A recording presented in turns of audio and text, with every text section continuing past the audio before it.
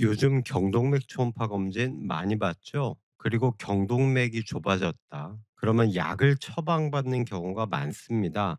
그런데 다른 데는 다 괜찮은데도 불구하고 경동맥만 좁아졌다고 덜컥 약부터 먹어야 하는 것일까요?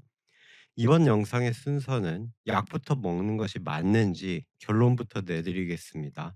그 다음에 약이 경동맥을 얼마나 넓힐 수 있는가 보고 그에 따라 뇌졸중이나 심혈관 사망 위험을 정말 낮추는지 살펴볼게요. 마지막으로 경동맥이 좁아졌을 때 약 말고 어떤 것을 주로 해야 하는지 알려드리겠습니다. 경동맥이 좁아지면 무엇이 두려워서 약을 먹게 되는 것이죠? 바로 뇌졸중이죠. 그러면 경동맥이 좁아져서 고지혈증 약 스타틴을 먹으면 뇌졸중이 예방되는지부터 살펴봐야겠죠. 2021년에 란셋이라는 저명한 저널에서 출판한 증상이 없는 경동맥 협착증에서 뇌졸중이 얼마나 발생하는가 라는 제목의 안성맞춤 종합 분석이 있네요. 경동맥이 좁아진 정도는 두 개로 구분했습니다. 50에서 69%가 좁아진 중등도의 경우, 그리고 70에서 99%로 심하게 막힌 경우입니다. 스타틴 처방은 2000년부터 2010년대까지 기하급수적으로 늘어났어요.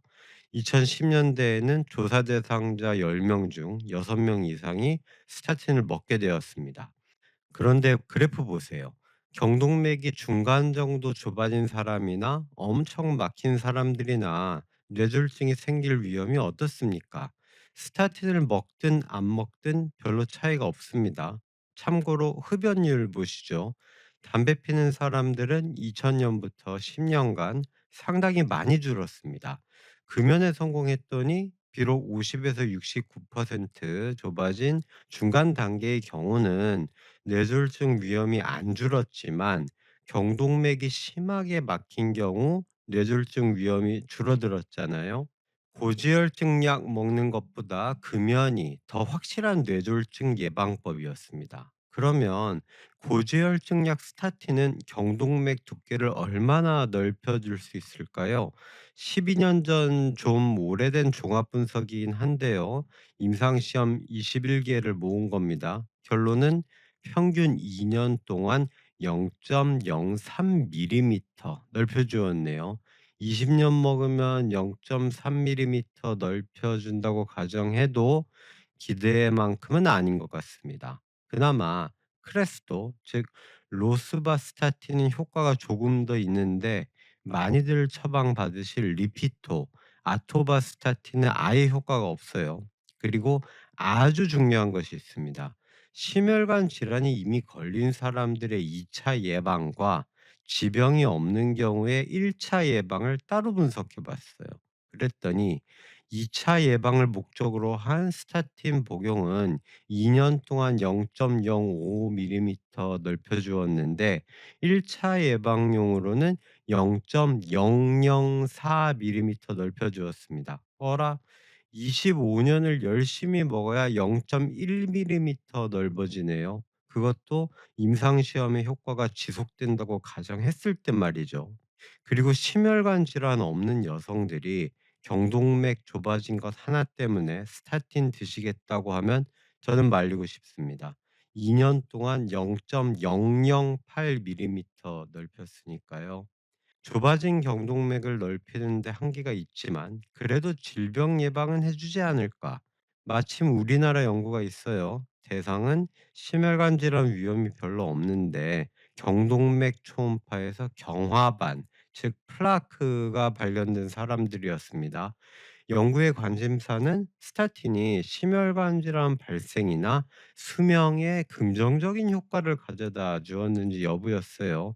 경동맥 경화반은 3개까지였고 크기는 평균 2mm였습니다. 결론적으로 고지혈증약 복용은 심혈관병을 예방해 주지 못했고 수명 연장도 못해 주었어요.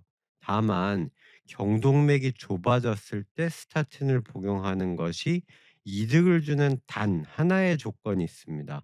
경동맥이 거의 다 막혀서 혈관 내막 절제 수술까지 받아야 하는 경우입니다.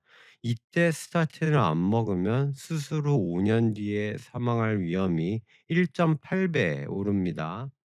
결론적으로 다른 질환이 없는데 경동맥 협착증이 있다고 예방 목적으로 스타틴을 쓰는 것은 추천드릴 것이 못 됩니다. 피로, 근육통, 혈당 상승, 불면증, 운동 능력 저하 등 가능한 부작용을 감수할 만큼 경동맥을 넓혀주지도 못하고 뇌졸중 예방이나 심혈관 사망 위험을 줄여주지 못하니까요. 이미 염증이 경동맥에 퍼져서 수술까지 받아야 되는 경우와 착각하시면 안 됩니다. 그런데 경동맥이 좁아지면 스타틴만 처방받는 것이 아니죠. 아스피린도 잘 처방받을 겁니다. 참고로 이 영상은 심혈관 질환 과거력 없는 분들에 해당하는 것이라고 다시 한번 말씀드립니다. 첫 번째, 아스피린은 경동맥이 좁아진 것을 고쳐줄 수 있을까? 결론은 아닙니다. 당뇨 환자에서도 경동맥을 넓혀주지 못했어요. 두 번째, 그래도 뇌졸중을 막아줄 테니 아스피린을 먹는 것이 낫지 않을까? 경동맥이 좁아진 경우에서는 뇌졸중을 막아주지 못했고 수명 연장에도 도움을 주지 못했습니다. 경동맥이 좁아지지 않는 경우를 포함해도 아스피린을 1차 예방용으로 먹지 마십시오. 16만 명 이상의 자료가 포함된 임상 시험들을 종합 분석한 연구를 보십시오. 뇌졸중은 19% 예방해 줍니다. 오, 귀가 솔깃하죠? 그런데 심혈관 사망이나 총사망 위험은 못 줄입니다. 왜 그럴까요? 뇌출혈과 소화기 출혈 위험을 43%로 상당 수준 올리는데 그 원인이 있습니다. 아스피린 말고 다른 항혈소판제제도 있죠. 플라빅스라든지 실로스타졸 같은 약도 경동맥 좁아졌다는 이유 하나만으로 처방받는 경우가 생겨요. 이때도 약을 먼저 먹지 마십시오. 실로스타졸을 예로 들어보죠. 역시 2년 동안 0.08mm 넓혀 주었습니다. 아스피린과 같이 먹으면 2년 동안 0.04mm로 2배 더 좋은 효과를 보여요. 그런데 역시 생각보다 효과가 크진 않습니다. 아울러 아스피린과 실로스타졸을 같이 먹으면 출혈 위험은 더욱 커집니다. 경동맥이 더 이상 좁아지는 것을 막아주는 정도가 크지도 않은데 굳이 출혈 부작용을 감수할 필요는 없다고 생각해요. 그러면 약 대신 어떤 습관을 먼저 고쳐야 좁아진 경동맥이 다시 넓어질까요? 첫 번째, 운동입니다. 운동은 3개월에서 6개월 내에 경동맥을 0.06mm 넓힙니다. 어때요? 항혈전제 두 가지를 다 먹어도 2년에 0.04mm니까 약보다 운동이 6배 이상 효과가 좋죠. 그리고 운동을 열심히 하면 뇌졸중 예방과 수명 연장 효과가 30%에 이릅니다. 아까 약을 먹어도 1차 예방용으로는 수명 연장 효과가 아예 없었잖아요. 습관 변화는 실제 결과물로도 증명이 됩니다. 그러면 경동맥이 좁아졌을 때 어떤 운동이 좋을까요? 유산소 운동이 0.08mm 확장 효과를 보이고요. 그 다음이 고강도 인터벌 운동으로 0.06mm 확장 효과를 보이니까 참조바래요.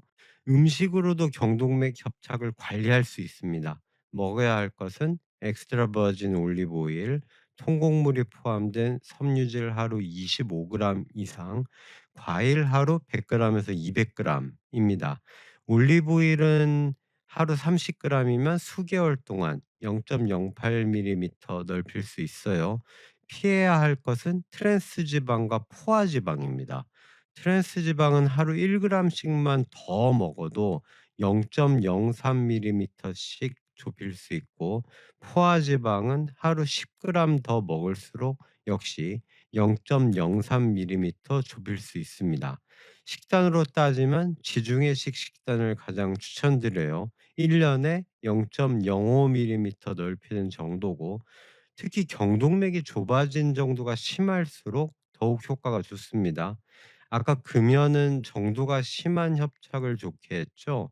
또 하나의 예로 심한 수면 무호흡증의 경우 양압 치료를 받으면 6개월 후에 0.07에서 0.1mm까지 경동맥 협착이 개선된다고 합니다.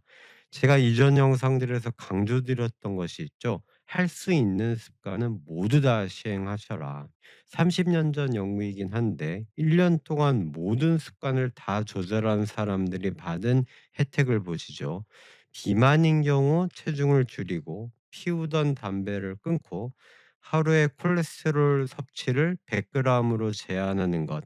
세 가지를 모두 잘 지킨 사람들은 1년 동안 경동맥 협착을 0.13mm 줄였습니다. 고지혈증 약 스타틴은 심혈관 질환을 진단받은 경우에 처방받는 겁니다. 여기에 해당하는 것은 심근경색, 협심증, 뇌졸중, 말초혈관 질환이나 다리혈관의 색전증, 심부전, 심방세동, 복부동맥류예요.